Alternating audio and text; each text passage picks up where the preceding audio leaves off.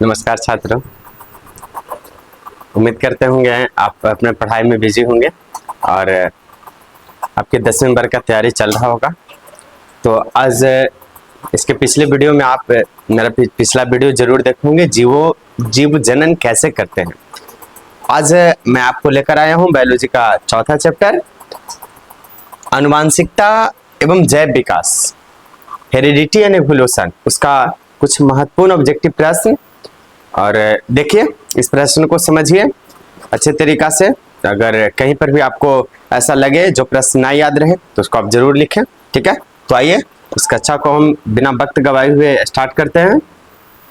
देखिए, तो question number first, और आप ये वीडियो MS क्लासेस 00 पर देख रहे हैं। अगर अच्छा लगे तो लाइक सब्सक्राइब कीजिए और अपने दोस्तों के पास भी भेजिए।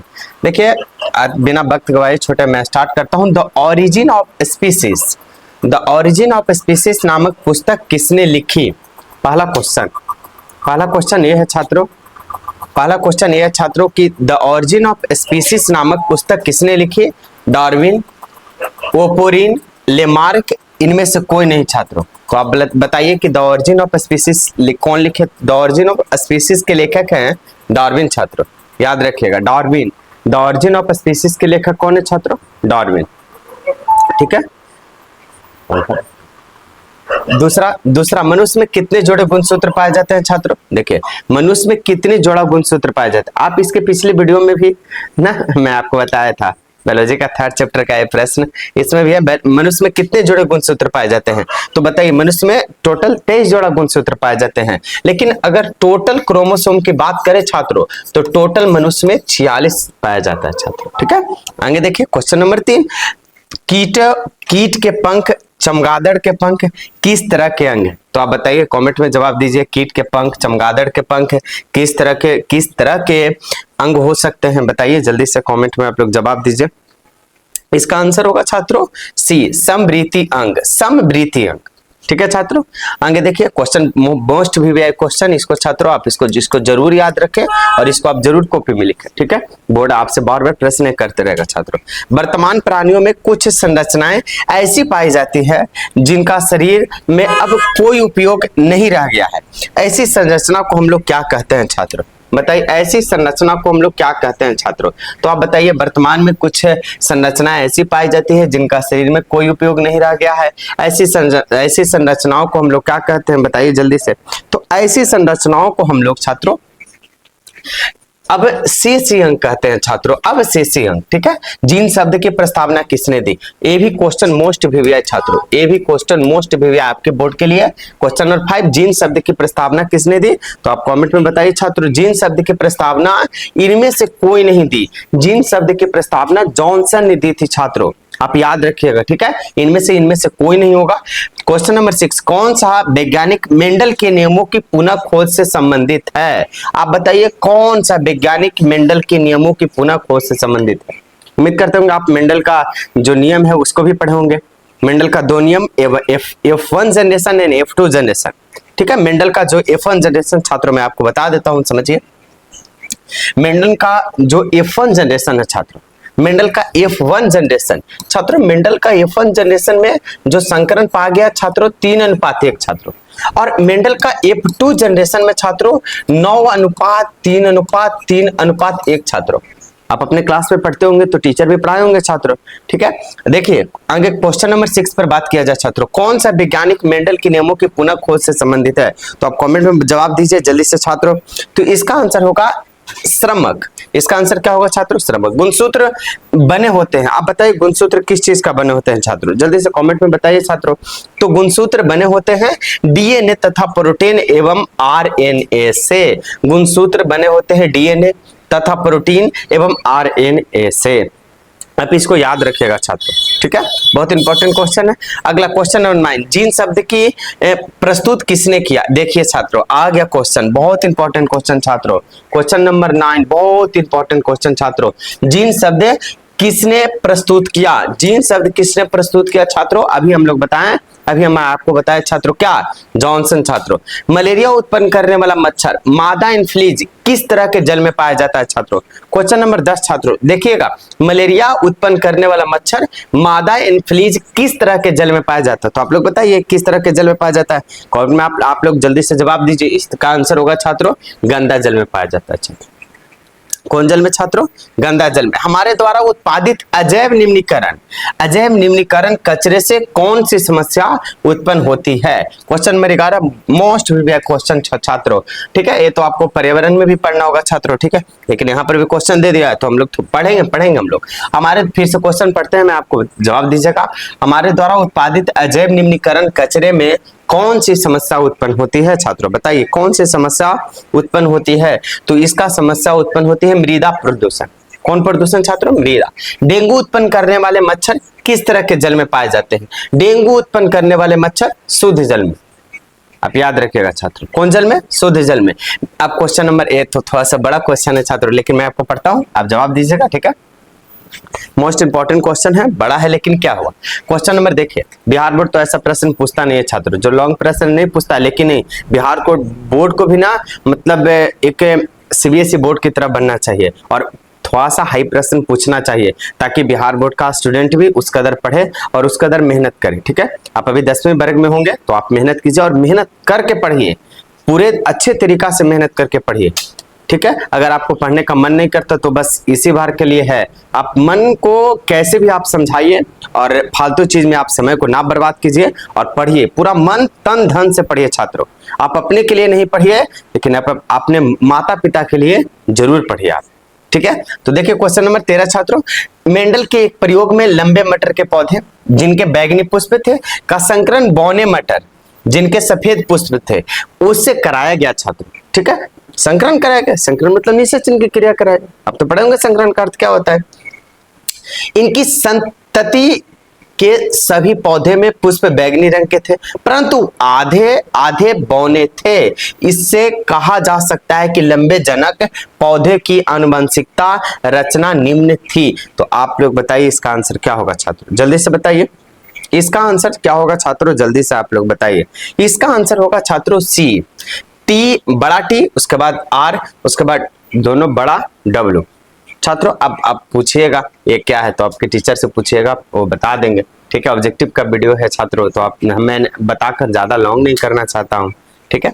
आगे देखिए छात्रों, क्वेश्चन नंबर 14, विकासीय दृष्टिकोण से हमारी किससे अधिक समानता मिलती है? बहुत इंपॉर्टेंट क्वेश्चन छात्रों, ये भी हमारा बोर्ड का VVI प्रश्न, इसको भी आप VVI लगा लीजिए छात्रों। विकासीय दृष्टिकोण से हमारी किससे अधिक समानता, हम जो VVI लगा रहे छात्रों आपको याद रहना चाहिए। वैसे तो सारा प्रश्न याद रहना चाहिए, इस वीडियो में जितना सारा प्रश्न है बिहार बोर्ड एक चैप्टर से ज्यादा प्रश्न नहीं पूछ सकता छात्रों। बिहार बोर्ड 2025 आपका ड्रीम रहना चाहिए 450 प्लस। तो क्वेश्चन नंबर 14, जल्दी से क्वेश्चन नंबर 14 का आप कमेंट में जवाब दीजिए छात्रों। इसका आंसर होगा चिंपैंजी छात्र, ठीक है, क्या होगा? चिंपैंजी। क्वेश्चन नंबर 15, लैंगिक जनन उपरांत संतानों में अलैंगिक जनन की अपेक्षा विभिन्नताएं क्या है? कम है, अधिक है, एक समान है, इनमें से कोई नहीं है छात्रों, जल्दी से बताइए कमेंट में छात्रों।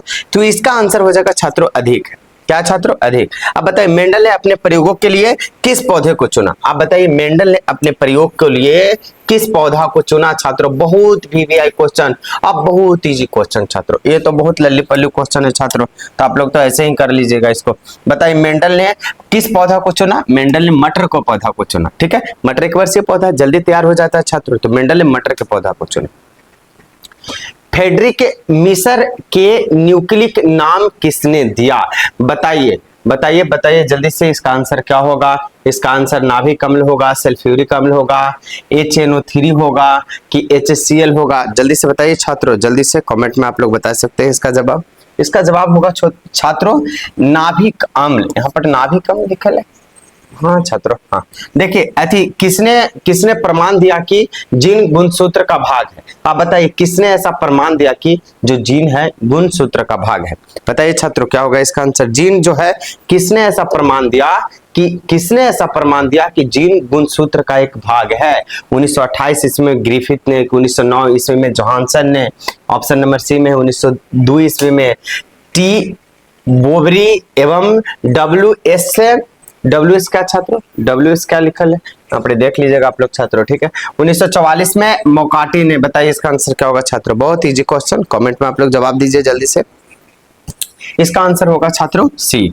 प्रत्येक गुणसूत्र में 2 कुंडलित धागों का बना होता है।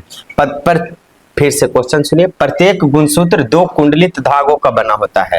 प्रत्येक गुणसूत्र 2 कुंडलित धागों का बना होता है, जिसे क्या कहते हैं छात्रों। क्वेश्चन नंबर 19, बहुत इंपॉर्टेंट क्वेश्चन छात्रों, बताइए इसे जल्दी से। इसका इसको बोलते हैं अर्ध गुणसूत्र। क्या बोलते हैं छात्रों, अर्ध गुणसूत्र।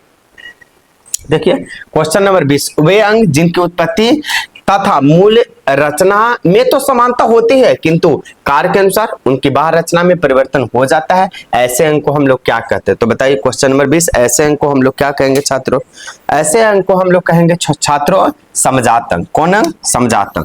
क्वेश्चन नंबर 21 छात्रों, देखिए शरीर में भोजन का पचना किस प्रकार का क्रिया, शरीर में भोजन का पचना उपचयन है छात्रों। मेंडल ने अपने प्रयोगों के लिए कितने विकल्पी लक्षणों का अध्ययन किया, तो आप लोग बताइए मेंडल ने अपने प्रयोग के लिए कितने विकल्पी लक्षण का अध्ययन किया छात्रों, जल्दी से कमेंट में बताइए। मेंडल ने अपने विकल्पों के लिए सात आप लोग पढ़े होंगे, 7 विकल्पी लक्षण का अध्ययन किया। अब बताइए एक एकल संकर क्रॉस के फलस्वरूप लंबे एवं नाटे पौधे का अनुपात क्या हुआ, आप लोग बताइए जल्दी से। लंबे एवं नाटे पौधे का अनुपात क्या हुआ छात्रों, तो इसका अनुपात हुआ, बताइए 3:1। 3:1 द्विसंकर क्रॉस के फलस्वरूप उत्पन्न पौधे में फिनोटोपिक अनुपात था, तो फिनोटोपिक अनुपात था आप लोग को मैं भी बताएं छात्रों, 9:3:3:1 छात्रों। स्त्रियों में लिंग गुणसूत्र होते हैं, आप बताइए स्त्रियों में लिंग गुणसूत्र क्या होते हैं, एकदम लल्लू पल्लू क्वेश्चन, X होता है छात्रों। अगर पुरुष में पूछेगा छात्रों तो XY होगा, पुरुषों में लिंग गुणसूत्र। अब बताइए क्वेश्चन नंबर आ गया, तो बताइए क्या होगा, XY होगा। बहुत इजी क्वेश्चन छात्रों, आप लोग तो पढ़े होंगे मन से। देखिए प्राकृतिक वर्ण द्वारा जैव विकास के सिद्धांत की परिकल्पना किनके द्वारा की गई थी छात्रों, जल्दी से बताइए जल्दी से। क्वेश्चन नंबर 27 छात्रों, एकदम जल्दी से हम लोग को करना है छात्रों। तो क्वेश्चन नंबर 27 का आंसर होगा डार्विन। मनुष्य का वैज्ञानिक नाम क्या है, जल्दी से बताइए मनुष्य का वैज्ञानिक नाम क्या है। क्वेश्चन नंबर 28 छात्रों, क्वेश्चन नंबर 28, मनुष्य का वैज्ञानिक नाम है होमो है बिलिस। मनुष्य का वैज्ञानिक नाम, ये तो उतना इंपॉर्टेंट नहीं है लेकिन हम लोग को सारा पढ़ना है। मानव का उद्भव कहां से हुआ है, आप लोग बताइए जल्दी से। मानव का उद्भव कहां से हुआ था, अमेरिका से हुआ है, क्या अफ्रीका से हुआ है, कि इंडोनेशिया से हुआ है, क्या ऑस्ट्रेलिया से हुआ छात्रों, जल्दी से आप लोग बताइए जल्दी से इसका जवाब दीजिए। कहां से मानव की आखिर उत्पत्ति कहां से हुई है, कौन देश से मानव की उत्पत्ति हुई है, तो मानव की उत्पत्ति अफ्रीका से हुई है छात्रों। कहां से हुई है, मानव की उत्पत्ति अफ्रीका से हुई है। अफ्रीका के पहले अफ्रीका में मानव जो है ना जंगल में रहा करते थे, आदिवासी के रूप में सबसे ज्यादा। आज भी आपको वन्ना ट्राइब्स के लोग और ढेर सारे ट्राइब्स के लोग, मुंडा ट्राइब के लोग, आज भी देखिएगा आप यूट्यूब ब्लॉगर्स में ढेर सारे ब्लॉगर्स वहां जाएंगे, ट्राइब्स के बारे में बताएंगे, देखते रहते बुढ़े नहीं देखते आप लोग तो कहाँ देखते होंगे छात्रों, ठीक है। तो आप लोग तो खाली गाना सुनते हैं नहीं। अच्छा चलिए कभी कल देखा कीजिए पढ़ाई वाला छात्रों। देखिए चमगादड़ एवं पक्षी के पंख किस प्रकार के उदाहरण है, आप लोग बताइए। चमगादड़ एवं पक्षी के पंख किस प्रकार के अंग के उदाहरण है, बताइए। समरूप है, समजात है, समृद्ध है, उसके बाद जीवाश्म है। छात्रों समरूप तो नहीं होगा, समृद्ध भी नहीं होगा, जीवाश्म नहीं होगा।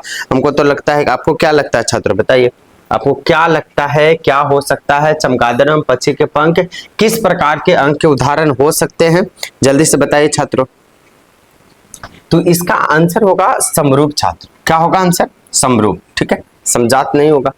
प्राकृतिक वर्ण द्वारा जैव विकास इस सिद्धांत के जनक कौन है, बताइए जल्दी से। इस सिद्धांत के जनक कौन है, प्राकृतिक वर्ण द्वारा जैव विकास, इस सिद्धांत के जनक कौन है छात्रों, जल्दी से बताइए। इस सिद्धांत के जनक कौन है छात्रों, तो इस सिद्धांत के जनक चार्ल्स रॉबर्ट डार्विन है, ठीक है। आप डार्विन का पूरा नाम चार्ल्स रॉबर्ट डार्विन। समजात अंगों के उदाहरण है, आप बताइए छात्रों, बहुत इजी क्वेश्चन। समजात अंग किसे कहते हैं, समजात अंग किसे कहते हैं, आप इंतजार कीजिए, अभी आपको ऑब्जेक्टिव का वीडियो आ रहा है कुछ समय बाद। ऐसे ही आप मुझे प्यार द्वारा देते रहेगा छात्रों ना, तो मैं आपके लिए पूरा चैप्टर का वीडियो लेकर आऊंगा, आप चिंता नहीं कीजिए, ठीक है। और ऐसे ही शेयर करते रहिए वीडियो को, दोस्तों के पास शेयर करते रहिए छात्रों। देखिए अब इसमें छात्रों मैं आपको बताता हूं, प्राकृतिक वरण द्वारा जैव विकास इस सिद्धांत के जनक कौन है। ये तो हो गया छात्रों, समझाते हैं इनका उदाहरण कौन है। क्वेश्चन नंबर 32 जल्दी बताइए छात्रों, जल्दी से जल्दी आप लोग बताइए, जल्दी से जल्दी बताइए।